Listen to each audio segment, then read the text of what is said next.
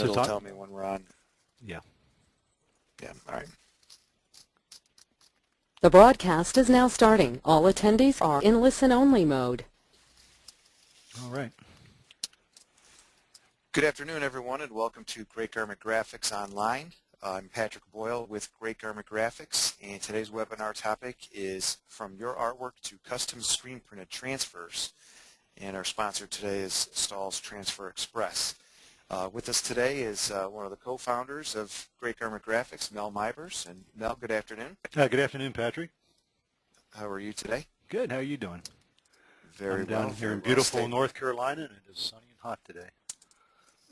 We have sunny and hot up here in lovely southeast Michigan as well. So it's a steamer and has been the last couple of days. So we mentioned that today's seminar is brought to you by Transfer Express, and our special speaker today is Georgianne Schilling from Transfer Express. Georgianne, how are you today?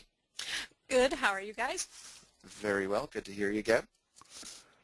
Glad to be back. All right, and before we get started with the presentation, we just have a couple of things we want to mention briefly, folks. Those of you who haven't joined us for a webinar before, toward the bottom of your control panel, you'll notice a questions box. Please, at any point during the webinar, if something comes up and if you have a question, feel free to type in the any questions or any comments you may have. Toward the end of the presentation, we will have a short question and answer session.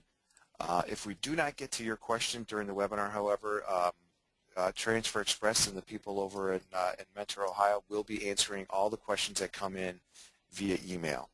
So without further ado, Georgianne, we're going to turn it over to you, and we'll get going with the presentation.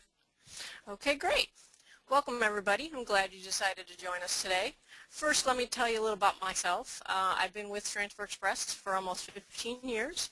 I'm a graphic designer by trade, but I do a lot of different things here at Transfer Express. I've worked in numerous departments, from the graphic design to the IT, and now I currently work in the marketing department. So I'm real familiar with our products and services. So even if you have other questions other than artwork questions today, which we're mainly going to cover today, don't hesitate to put them in the box, and we'll make sure they all get answered.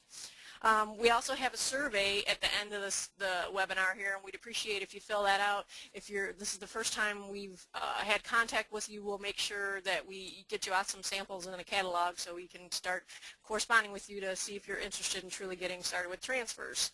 And the other thing is, a lot of people ask for the slides. This time I'm going to give a summary of the presentation, but it won't be the actual slides. What I did was actually type up each little procedure that I'm going to show, all my tips and tricks, and made it into a PDF of each one, stating it out word for word, the kind of the steps that I'm doing. So I'll have a link for that at the end of the webinar. If you stick around, you'll see that. So that will be real helpful to you to refer to later and have access for you. All right, let's get started here. First, I want to tell you a little bit about Transfer Express. For those of you that don't know, we manufacture screen printed and digital transfers that are heat applied to garments using a professional heat press. A lot of people ask, can you use an iron? No, irons are not recommended. You need time, temperature, and pressure that can be controlled so you get accurate measurements and things when you're pressing your shirt.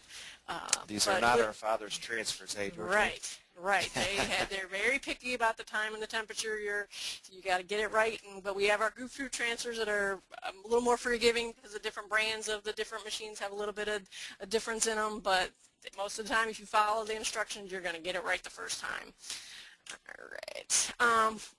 We are the leading manufacturer of the screen printed and digital transfers in the world. Our Easy Prints Idea Book, which are templates, are the easiest and fastest way to order custom transfers. I'm not going to be going into detail on that. We do have a webinar that I've previously did on online if you want to view that at another time. But today I'm going to go over, if you want to make your own artwork for transfers, some of the tips and tricks of what you need to do on your end to get it through our system easiest and make it look its best. Okay. Where are away the too far. That one, I'm not ready for that yet. Okay, well, another big question people ask for is, do we have setup charges? In the industry, a lot of it, our competitors and different people have setup charges. We do not have setup charges. The one charge we do may have occasionally is if you send us a piece of artwork that's real detailed, like say it's a pencil sketch a kid did in high school and they wanted to turn that into transfers, we have to redraw that. So if it takes excessive time to recreate what you send us, that would be an art charge occasionally that is applied to the artwork, but that's pretty rare. That most orders go through the system with no excessive art charges. All right, now I'm going to go into the two types of transfers that we offer here. Screen printed, just like it sounds, screen printed transfers, we print onto the paper, not onto the garment like direct screen printing. There's spot color, which is, spot color means like a coloring book. So you see solid shapes, areas that can be filled with solid color. No shading, no special effects, it has to be solid color. And when it is solid color, it's usually vector artwork, which I'll go into more detail what vector means here shortly. And they're plastisol ink, which means which is screen printed. Our maximum image size for screen printed transfers is 11¼ by 14 inches. That's our sheet image size, the biggest area we can print. With screen printed, you can get gang sheets, which is multiple images on the sheet of paper. I'm not going to go into too much detail about that, but that can help you get your prices down where you put an adult size and a heart size on the same sheet and can help make you more profit by getting gang sheets. Screen printed transfers apply to cotton, polyester, and polycotton blends. They do not work on nylon, so as soon as you have nylon, this kind of transfer does not work. We have another solution for that I'll explain for you in a second here.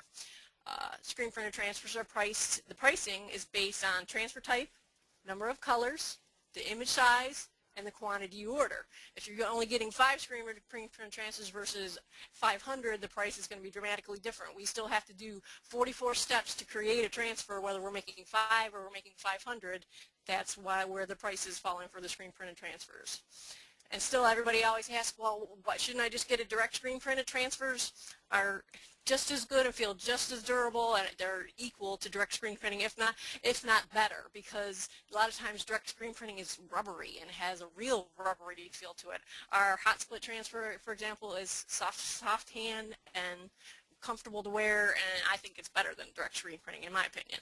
So that's the summary of our attributes of our screen printed transfers. The alternative for that, and the new latest thing that's coming out, is the digital transfers.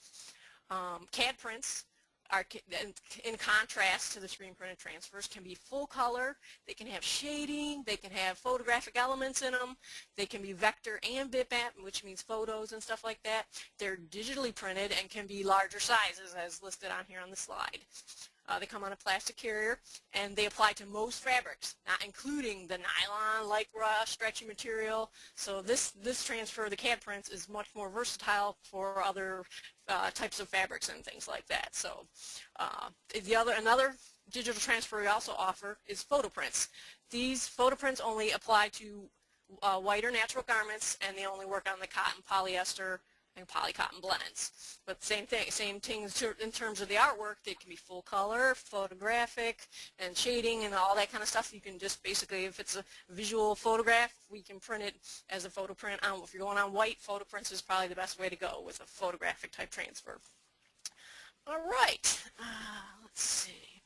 All right, Patrick, let's get started now, and I will want to ask our first poll so I can get a feeling of who's here and get some feedback here, so I know how Not a problem. We'll go ahead and launch the first of 2 polls for today's webinar. And the question, for those of you, and I don't know, Mel or Georgina, if you can see the question, but what software are you currently using? We have CorelDraw, Corel Photo Paint, Adobe Illustrator, Adobe Photoshop, or other. So if you could just take a second and click on any of those that apply, or whichever best applies, I should say.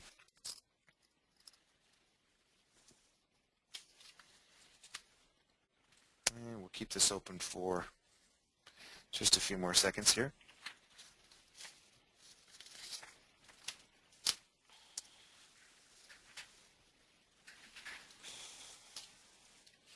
Okay, we'll go ahead and share the results with everyone. And again, what software are you currently using?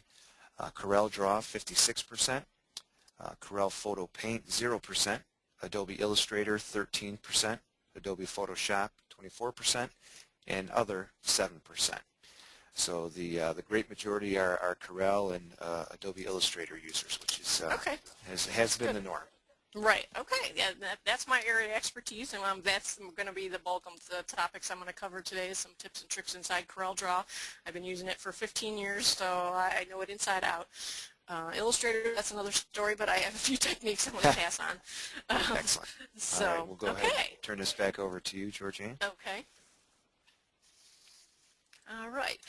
For the screen printed transfers, here on the screen now is a list of some of our basic guidelines in the real summary form. The more detailed version of this is on our website that you can see in detail, but these are the key points that if you follow these key points, your artwork is going to be able to be printed no problem.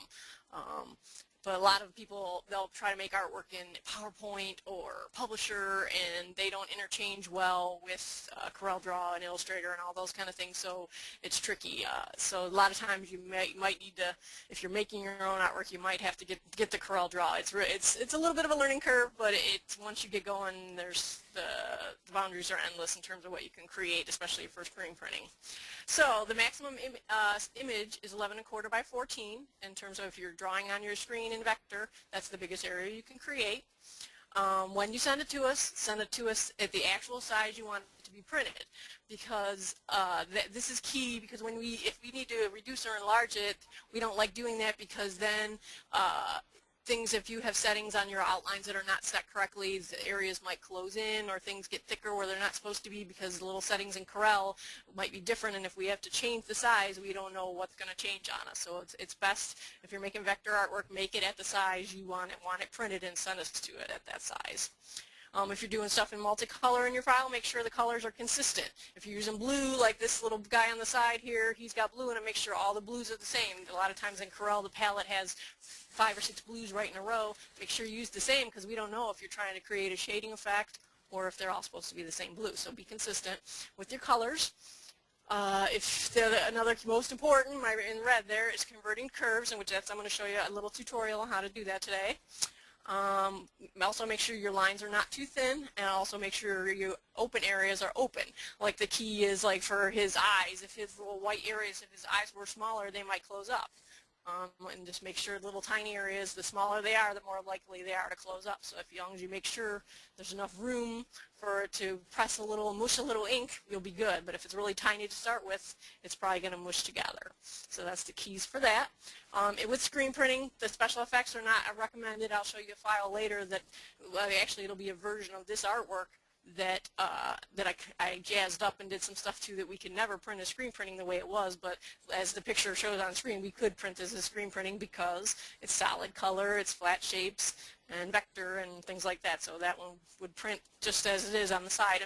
And note, somebody asked in the previous webinar, oh, where'd that artwork come from? Actually, that artwork, the little story behind that is that's the first artwork that I ever created while working here for a company picnic, where they said, oh, we need company picnic t-shirts, does somebody want to make it? And that was a kind of a version that I made. It was pieces parts, the swimming guy at least. So, and then I enhanced it here for the webinar to give you guys some more examples. So that's the story behind that artwork.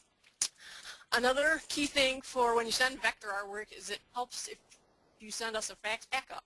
The reason is if you're using Illustrator or Corel, different version of Corel, and it may not translate to our computers correctly when it goes from one to the other, if we have a fax backup, we use that as a cheat sheet to then compare to the electronic file to say, oh, does this look right? Okay, it matches, we're good to go. But if don't have a fax backup, we're going blind and assuming, okay, that's right?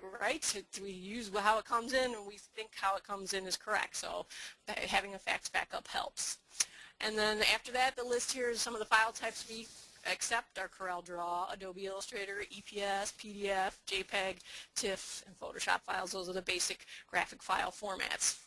And all artwork you're sending us, make sure you send it via our website. Don't email it, because we don't open attachments because of viruses. Always send it via our websites. because we have channels in place to review it and get feedback to you as soon as possible. If you send it to if you email it, it's just going to sit in an inbox. If somebody's at lunch, it's just going to sit there, and you're going to lose an hour. That say all they're going to do is come back and say, send it to the website, and the website, they will review it and tell you exactly what time they'll get back to you and all that. You'll get much faster feedback and information if you use our channels we have in place to accept the artwork. All right, let's talk about the attributes of the digitally transfers. The maximum size is a little bigger, 11 by 17 for photo prints, and for CAD prints they can be a lot larger because it's a different type format. Same thing, create your artwork at actual size, and this is really important for the bitmap and photo type artwork, because if we have to scale that and it's already fuzzy, like if you use a web graphic and you want it enlarged to 11 inches, it's going to look really fuzzy when we print it. So if you're scanning something, make sure you scan it at the higher resolution to start with. The resolution for CAD prints should be 300 dpi, and if it's not, a lot of times we can still print it, it just won't look. Whatever you see printed on paper, that's how it's going to print as a transfer. We can't really enhance it that much better. If it's low res to start with, it's going to be low res when we print it. Color mode is CMYK, and I'll go into some details about all these little details here in Photoshop and show you where they're kind of hidden so you know what your file is. Special effects in CAD prints and photo prints are okay because we can print any shading and gradients and all kinds of special effects in here that we can't do with screen printing. So the special effects in these type of transfers is just fine. And it's also good with these to send a fax backup, and those are the types of file types that we accept there, same kind of thing. All right, Patrick, let's do our other poll now. Sure. And see about who makes their artwork. All right, we're going to ask you about your graphic skill level. Novice, someone just starting to learn, an amateur, I feel comfortable in my graphic software, a professional, or other. So if you want to go ahead and just take a quick second to click on an answer for us.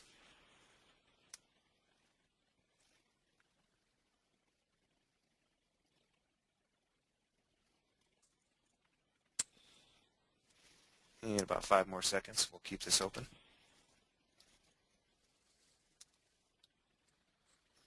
Okay, we'll go ahead and close that and then share the results. Okay. What is your graphic skill level? 50% of us are novices, 31% are amateurs, 18% professional, and 2% other. And I would definitely fall within that 2% group. I'm somewhere below a novice, so got your work cut out for you. Okay. No, that's a good range of people. That's about what I would expect, actually. That's about what I would expect. Okay. Well, I'm going to get ready to get into our tutorials here that I showed. The only problem that we've noticed in the past webinars is there does seem to be a little bit of lag as I'm doing the steps, and me being so used to some of these steps, I tend to go a little fast. So I'm going to try to slow down. Some of it's out of my control where the lag is behind me, so just Patrick, if you notice we miss an important part of the step seems to be missing, let me know and I can either repeat or do it again or something, okay? No problem, no problem. All right, sorry. Let's go to CorelDraw. Today I'm going to be using, if I can get there, CorelDraw X3, even though X4 is out, I'm just using X3 because that's right now what my computer is set up to use. And actually I should show you the slide first of the next things now that I lost my show here. Where are we? I'm sorry, I lost my PowerPoint. There we are. Let's go to the slide here. This is what I'm going to show you in CorelDraw. One, how to convert to curves, because that's the most important thing that we need, because if you send us the file with live text in it, that causes all kinds of problems right from the get-go. So that's the most important step I'm going to show you at the beginning. I'm going to show you how to create a power clip, which you're probably like, what's a power clip? I don't know what that is. It's a neat little effect that might give you some ideas of how to create some cool artwork for your customers. Welding is just a common thing for using script and tails, which is a real common thing for screen printing. I'm going to show you how to change the background page color. You won't think this is a big thing right now, but once you realize, you're like, oh, it'll just open your eyes in terms of you can see your colors better and your shapes better, and it's kind of hidden in CorelDraw. I'm going to show you how to use wireframe, which gives you some more clues about the artwork, especially if the customer gave it to you and you didn't create it, so you can analyze it and see little pieces, parts this way. CorelDraw X3 and X4 have a cool feature how to be able to trace a bitmap. I'm going to show you the steps of how to do that. And then I'm going to show you how to analyze your file to kind of see what's left in there before you send it to us to make sure you got rid of the text and see what colors you got in it. It kind of gives you a little sneak peek inside of the guts of your file without having to click on every single shape. So now I can jump to Corel. All right. So why was my file that I had open is not there? All right. Okay. Here I'm gonna reiterate some of the points that I said earlier in terms of spot color. This is spot color and shapes and vector. This is a shape I can move around when I said that in terms of screen printing needs to be vector. And this over here, even though it looks the same, this one is a bitmap. It's one big shape that I can't do anything to, where if you sent this to us and said, oh, now I need the sun to be orange, I can't really change that orange without making it a plus order, making it takes takes longer to do, and all that is kind of tricky. So whenever you get vector, if I want this sun to be orange and pieces parts, I can just start changing the colors to whatever I want. Vector's that much easier.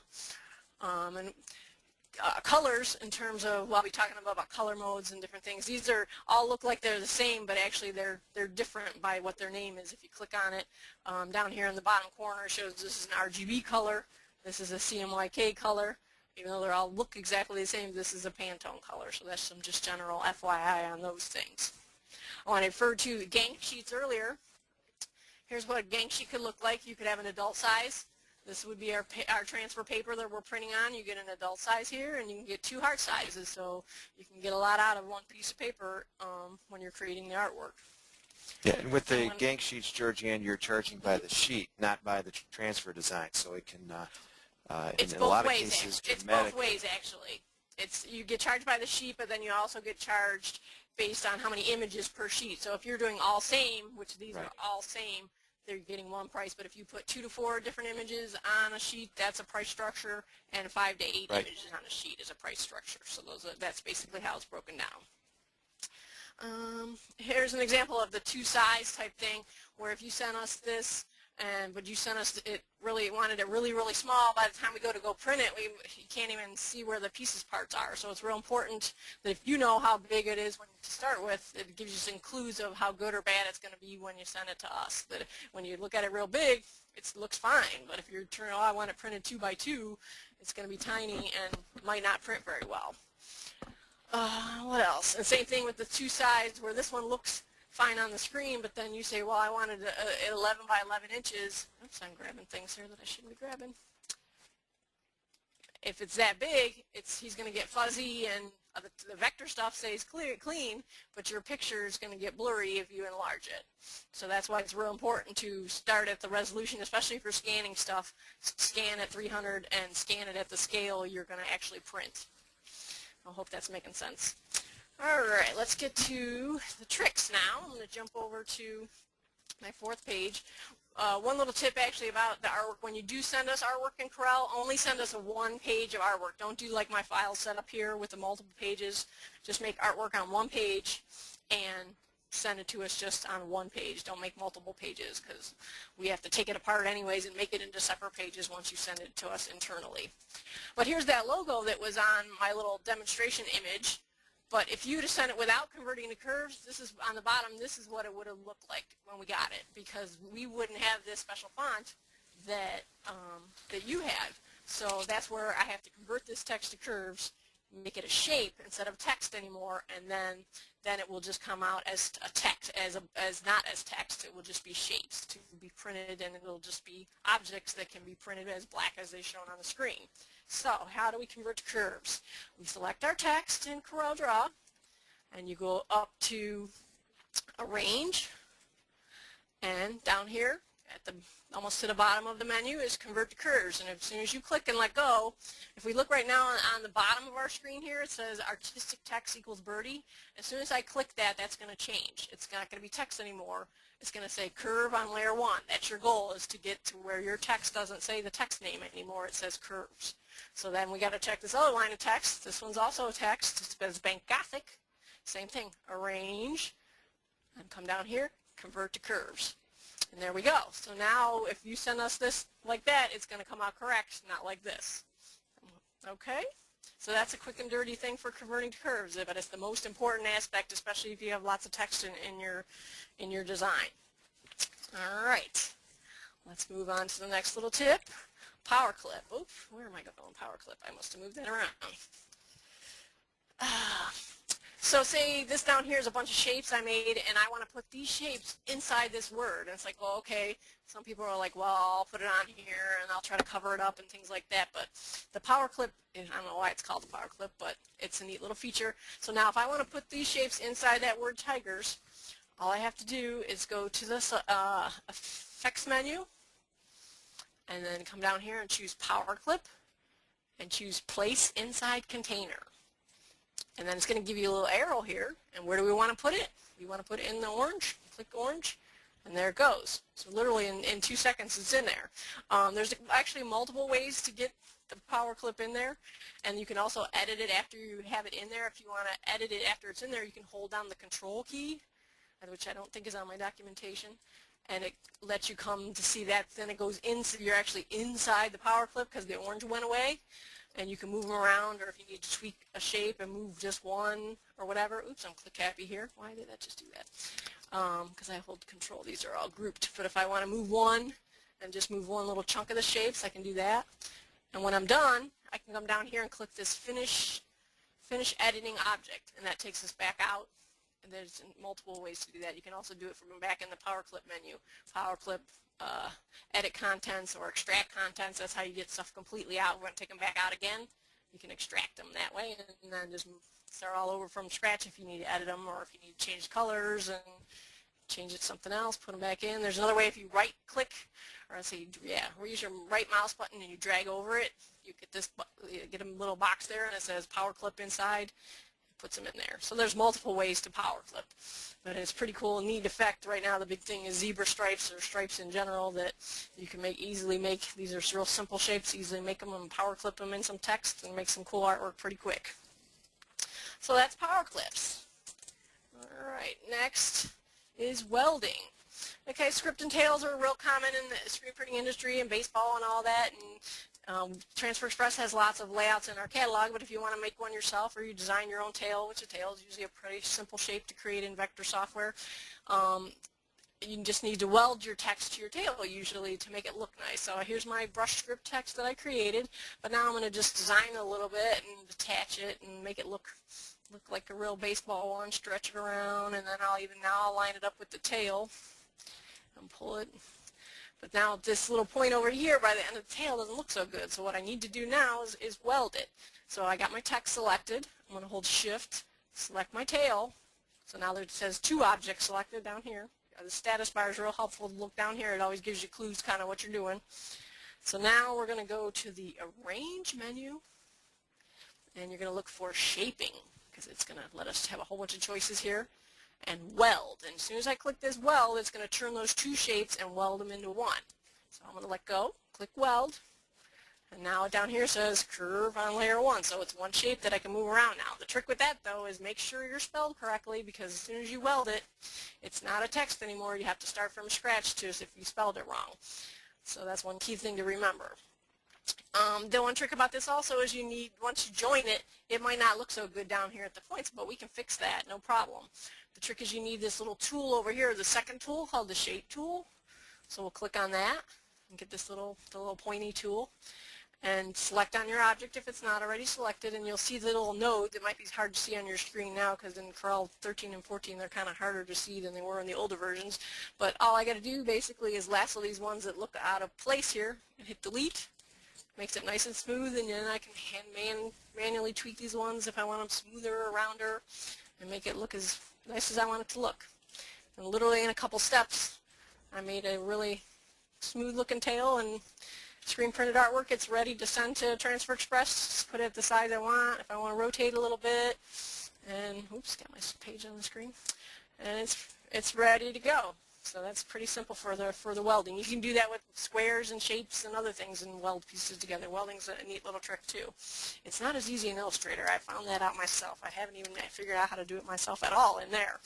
So a lot of times when you're in CorelDraw, the default, or it is actually in most of the versions, the page color in CorelDraw is always white. But when you're designing, you might want white in your design, so if you're drawing a box or adding other things to your design and they're white, you can't see them on your white page. So otherwise you could draw it like you saw. I had a rectangle on my page. That was just because I was trying something else. But that's one way you could do it. But the neat way inside CorelDraw is if you double click on the shadow here on my page, double click on it, what it's going to do is going to bring up the settings for the page. So what you're going to do is click on background right here on the bottom under page. And what that's going to do is give you your choice of, okay, let's here pick, we want solid, and we want color. So we can just pick gray or something to give us some contrast. So now we can see our white shapes on here, where if you have white in your design, and you're going to put multiple things on there in white, and that way, oops, click happy again.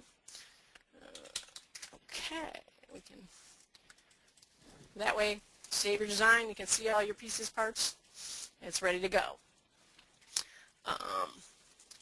So that's the thing with welding. Let's see, what's my next step here? Wireframe. Let's go to the screen. So here's my little swimming guy artwork and whatever. When you're in wireframe, actually before let's go back and put our screen back to white, because if you had it on white, you wouldn't be able to tell that there's a bitmap in this file. It looks all clean and everything looks perfect. I got my spot colors and my shapes and everything I can move around. But this sun right here is actually a bitmap. And to get into wireframe, you need to go to the View menu, which is up here, View menu. Click View. And then the second one down is wireframe. And as soon as you click that, it's going to change how your screen looks. See, now it just shows all the outlines of all the objects. But over here, you can see this sun has a little grayscale image in here, which means that's a bitmap. So when we would get that internally, we would have to redraw that or convert that or do whatever we got to do to convert it to be ready for screen printing. You can send it to us that way. If that's all you got and you don't know how to do it, you can send it, and we'll do what we got to do internally. But right now, this one just isn't screen print ready. We would have to convert it internally. So I'm going to show you how to do that in a second here. Let's see. Let me go back out of wireframe. You got to go back up to View, and you can either go to Normal, which kind of is a jaggy edge screen, or Enhanced. Enhanced is the best view to use to see crisp, clean artwork. So Enhanced looks nice and smooth and kind of shows you what you got. All right. So okay. Well, I'll do the document info last, actually, because that is last. So we're doing the tracing part. So when you trace something, it usually needs to be about high resolution, around 200 or 300 dpi to be able to be traceable. And luckily, when I clicked on this bitmap right here, it actually is 300 dpi, so it should trace pretty good. So how do you do that? All right, we're going to go up to the bitmaps menu, and we're going to click Trace Bitmap, and we're going to choose High Quality Image. And another dialog box is going to come up here in a second. And it's doing a little processing. Give it a second. Okay, now this gives you lots of control in here to set the options how you want them to be. If you want it to remove the background and get rid of that white, that's what it's doing, so it's taking away the white. Right now it's saying it's 7 colors, but we know there's only black and yellow here, so I would change this to 2 and tab off of there just to get it to adjust. Or actually it's switched the yellow to white, which that's okay. It's still going to give you shapes. I don't know if putting that to 3 would make it do what I want to do with U3. I'm not sure why it's doing that, but technically there's only 2 colors in there. So we can leave it 3. And if we like what the results it's showing us, we can click OK. And you'll see that on top of it now, which it'll leave both of them in place, is a vector image of it. Now I'll go on wireframe like we did before, and I'll pull that one over. So here's a traced version of it, and there's our original. We can move this in place of it, put it back to where I got it from, and I can get rid of that bitmap, and there's our traced version. Pretty simple. Go back out of wireframe. Is everything coming through okay, Patrick, in terms of those steps? Did everybody get to see those steps without lagging too much? No, everything is right in line, and I'm actually able to follow along as well. Okay, good. I'm glad. Good. Okay, so that's our quick tracing, and you can as long as you get a high-res bitmap from your customer. A lot of times customers don't have a clue of what a vector is, but the cleaner the artwork, even if they just have a color copy, the cleaner the better, because you can scan it and do the same thing and try to trace it. The trick is to get it down to the smallest number of shapes and clean as possible, because we're just going to clean it up and try to make it the best it can be when you send it to us. And if you're doing some of the cleanup on your end, there's guaranteed it's going to come out just exactly like you send it, and the transfer is going to look beautiful. Okay, so let's do that document info thing now. That was my last little tidbit on the slide. And what that is okay, the goal, some of my attributes that I listed at the beginning were they should be spot colors, there should be no text, and things like that. The key thing this is going to help you with is no live text in your file. A lot of times what I will do, if I have text I have to convert to curves, always save a version that's your live text, because your customer may come back and say, oh, I wanted an S on that or whatever. Do you want to change the spelling? As soon as you convert to curves, you don't have your original. You have to start from scratch. You have to remember what the font was. It gets complicated. So what I always do is I'll put a little note in my file before I convert them. I'll look at each one and write the names down so that I know, just in case I convert it and forget to save a copy, and then I'll know what fonts I have. So in order to know if I have fonts in my file without clicking on everything like that, we can come to the File menu up here and go down all the way down almost to the bottom and choose Document Info. And then here's going to give you all kinds of stuff about your file. And I just leave all these on. The main one I'm looking for when I scroll down is text statistics down here. And you're looking to see what fonts are used. And if there's fonts listed in here, which this one's going to have a whole bunch because I got the multiple pages in here. But so now, actually, we'll put this in a separate file, and I'll show you how it works. We'll do that again in a separate file. So I'm copying it and just putting it in a separate page.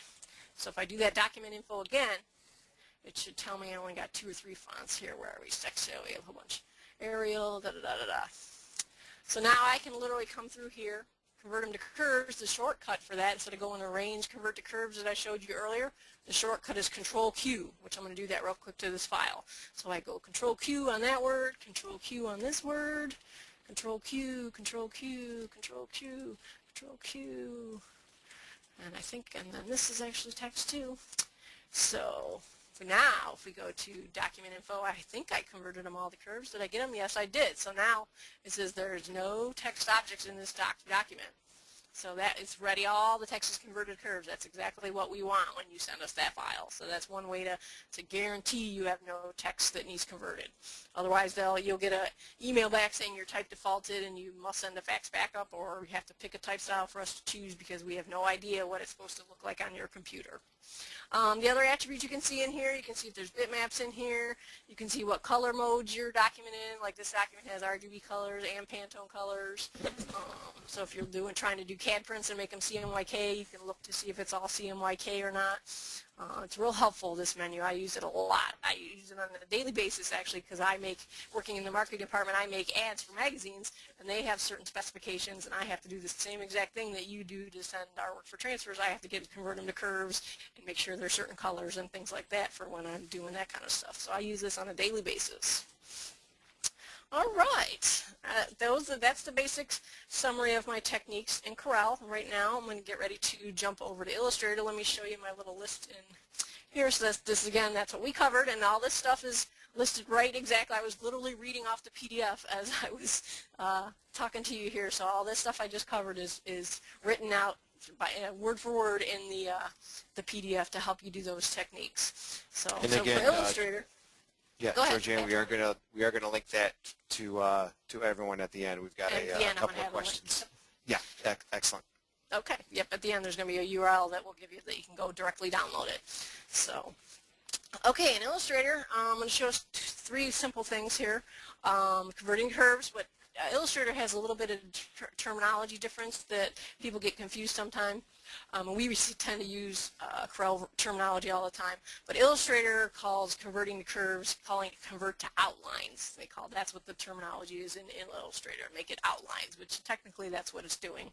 And also another terminology difference is nodes versus points. Points in Illustrator, nodes in Corel. So if you hear that occasionally, they're interchangeable. They mean the same thing. So, all right, let me jump over to Illustrator. And Alright, same thing, here's that font I had before. I'll get this window out of the way. And same thing, if you want to send us an Illustrator file, it's live text right now. Up here tells me my Bank Gothic, tells me my birdie, but I want to convert it to outline, so if I go up to Object, and what? Nope, I see, I'm going to look at my own PDF. I don't do this that often. Go up to the Type menu. I apologize. Go up to the Type menu, and here's that thing I just said, Outlines, Create Outlines, and it has a shortcut also in Illustrator. As soon as I click it, it's not going to be Type anymore. It says it's the group of curves. So same thing with this one. Click it, Type, Create Outlines. So that one's done that fast. That's as simple as that. And this actually I didn't have this on my list or in my documentation actually, but I just started learning about it for something else actually. Illustrator has a similar window to that document window. It's under, let me close it for a second and I'll show you where it is. It's under Window, Document Info. It has the same thing. It's a little more detailed in things and organized in a different manner, but it still tells you some of the same stuff. So here's what color mode your document is in and things like that. But if you want to know about fonts, you got to click on this little icon here and choose fonts. So right now it's going to say none. So that's my goal, to get to where it says no fonts. If I undo one time, it'll tell me I got Bank Gothic. So that's kind of how it helps you with your fonts, to have them or not have them in your file. Okay, so the next little feature in Illustrator I want to show is the tracing thing similar to CorelDraw. Here's our sun again. When I click on it, it's a big blob actually, or bitmap. If I look up here, it's telling me it's a JPEG and it's in CMYK. It's 300 DPI. And this is Illustrator CS4, by the way, for those of you. This is the latest and greatest. This feature, I believe, goes back a couple versions, maybe at least 4 and 3. I'm not sure if it's in CS2 or not. But as soon as you click on the bitmap, look up in your little toolbar here, you got a live trace button. So all I got to do is click that, and it's immediately going to do something and convert it. But the trick with this is it is actually converted. But if you want more control, there's a little hidden button here, which it's not as obvious as this little button up here to bring up your options to give you a little more flexibility. To where if you want, especially if it's on a more artistic type drawing or a photograph or something you're trying to be creative with, this box definitely helps you. So if you click that, it's going to bring you all kinds of options that you can start to play with to either be creative or clean it up better or different things like that, where if you wanted it in color, do that. You have to turn on the preview thing. This is never turned on by default. I'm not sure why, but turn on preview and you'll get to see what it's, as you change the settings, you'll get to see the stuff it's going to do. So there's our yellow back, so as I told it in color, and now I can tell it to trace, and it's going to trace. But the trick in here, one more extra step that you got to do to be able to use it in vector. It's still technically a group, or now it's called a tracing instead of a bitmap. There's a button up here called expand. You have to expand it basically into the vector paths. So I'm going to click expand, and now it's doing its thing. And now there you go, see those little lines? There's our vectors. And now I could ungroup it and start to change my colors just like I did in CorelDraw and things like that. So my colors are hidden actually. So if I want to make that a different color, put on my colors, whatever, pick whatever color I want. So then you can start playing with your colors. Before you couldn't do that because it wasn't vector. Now it's vector and you can change it, move it around, do whatever you need to do. And the key is to make sure it's high res. If you try to trace a low res version, it's going to look ugly. This is just a graphic I stole off our website to give you an example of tracing something low res.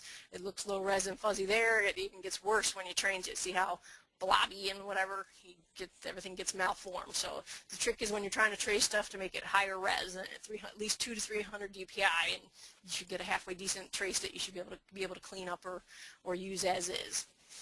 Okay, one more thing in Illustrator is saving to use in CorelDraw. A lot of the newer versions of CorelDraw don't like Illustrator files, but we have a recommended file type that we found works best. So all you have to do is go File, Save As, and come down here and choose Illustrator EPS and give it a name. And when you choose Save, it's going to get another dialog box that you're going to have to choose. We want you to choose Illustrator 8 EPS. This works best to be flexible among the Corel programs and the other Illustrator programs. It just seems to be the most friendliest to interpret correctly and things like that.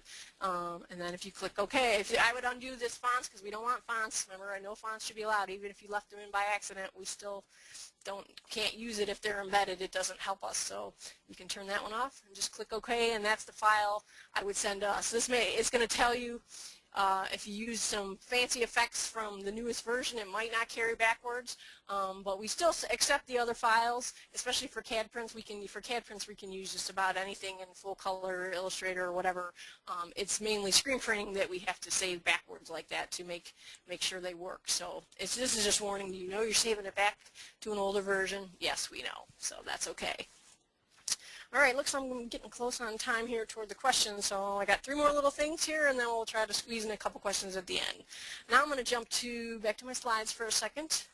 Photoshop for CAD prints, like I said, the main thing is DPI and image size. I'm going to show you where those 2 options are, and I'm going to show you how to convert to CMYK, because CMYK is the color mode we might recommend for the CAD prints that we can eventually convert it to, so it's always better if you do it yourself, but we can do it for you. And how to save as a JPEG if you want to save as a JPEG. If you're building a Photoshop file, it's a lot of times best just to flatten it and save it as a JPEG to send it to us, just because lots of Photoshop effects also can get translated strangely or don't go between programs very well. So let's jump to Photoshop. All right, now here's a version of that artwork that I said that I jazzed up that would have to be a CAD print, because if I zoom in on this artwork, it's got all this fancy effects and shading where I try to make it look like water. We can never print that as screen printing to make that all shading and all the shading in the inner tube here and the shading and lettering. So this would have to be a CAD print if it was sent to us like this. But it was real simple. The other version you saw was solid color, and that could be screen printed no problem. So if you want to see the DPI and the image size of a file inside Photoshop, just come up to Image menu, and then about halfway down is called Image Size, and click on that. What that's going to give you a dialog box and tell you the attributes of your file. So this file just happens to be 300 DPI, which is ready to print. Tells me it's 12 by 12 inches, and tells me my pixels, which isn't too helpful unless you're doing web design. But if say you save a web graphic online and you try to res it up to 300 in this box, that's not going to help. While most web graphics are low res and will always look fuzzy when they're printed, because they're only going to print, it's meant to be, web graphics are only 2 or 3 inches big, and that's about as big as they print clearly. Anything bigger will be fuzzy, guaranteed. Okay, and now this image right now, if I look up my little menu tab up here, it's telling me it's in RGB mode, but we recommend they be in CMYK for CAD prints, so I'll show you how to do that. So if it's the same image menu again, click Image, and then click Mode, and then click CMYK Color. It might ask me a question here. It's going to say I have type, blah, blah, blah, blah. Well, I'm going to just say rasterize just because it's okay. And it's want to know, do you want to merge the layers? I'm going to go ahead and merge it too.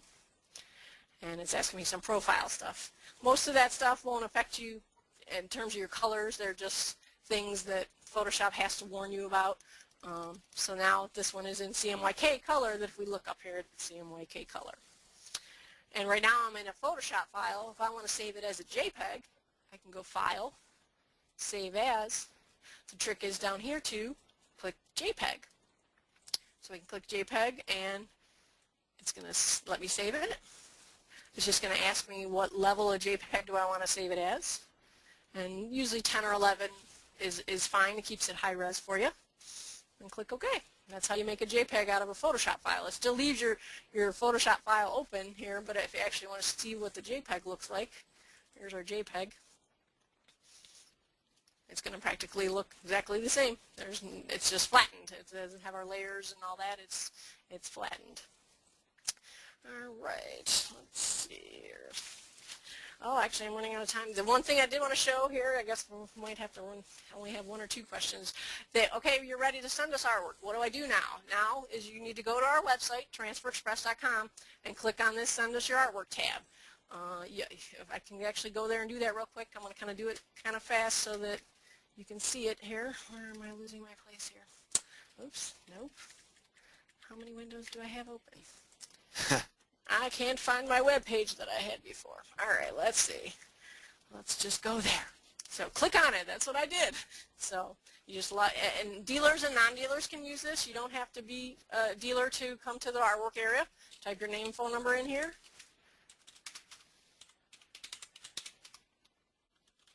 Okay, and it's just going to ask you some questions about your artwork, your company name, your email, the quantity you want, what size it's supposed to be, all the stuff we just talked about, what garment color it's going on, what garment color it's going to be, and any notes you want to tell us, any font names always helps to tell us font names. To remind you to send the fax back up. It's going to give you a reference number that's associated with your artwork, and then you just click Browse and go get your file, and you click Upload. That's literally how easy it is, and as soon as it comes to us, it'll tell you. If I fill out this stuff, I'm probably going to get internally. We'll make stuff up here. Info. And we want 50. And we want standard adult. And we got that. Yellow. And I want game sheets or whatever. You can put any notes in here. You can put whatever notes in there. As soon as we upload, it's going to tell you your reference number again, and it's going to say it's going to be reviewed at 3 o'clock, and you should hear and should be completed by 5 o'clock, and you should hear from somebody. If you don't, call us back and send over your fax backup, and you'll get that order processed in no time. Okay, so that's the quick and dirty version of that. Let's see. And this will be in the PDF too, so if you don't get to see them all right now, these are some resources that I recommend where I've got a lot of my expertise from over the years. CorelDraw.com, Adobe.com, the two manufacturers, of course. If you're into Photoshop, PhotoshopUser.com. I can't say more better things about this organization and website. They're called NAP, is their short name, National Association of Photoshop Professionals. It's a subscription-based service, but there's so much educational stuff on there, you'll be overwhelmed. It's good stuff. It brought my Photoshop knowledge to a whole nother level. Macro Monster, if you're into scripts and advanced Corel stuff, that's definitely a place to go. T-shirt forums is a good place to go for all kinds of t-shirt stuff, and they have graphic forums and stuff on there too. Advanced Artist is a guy who does a lot of CorelDraw stuff. And lynda.com is another subscription-based service that has tons of video training on every graphic software you can imagine. So it's good stuff. All right. And our blog, actually, on transferexpress.com, I forgot about that. Put it on there today, added that little thing. I personally actually write some of the graphic tips that are on there. So if you're looking for tips and whatever, our blog has all kinds of tips, from selling tips to graphic tips and all kinds of stuff on there. So that's also a good resource to learn from. So there's our website. All right, here's our link I promised.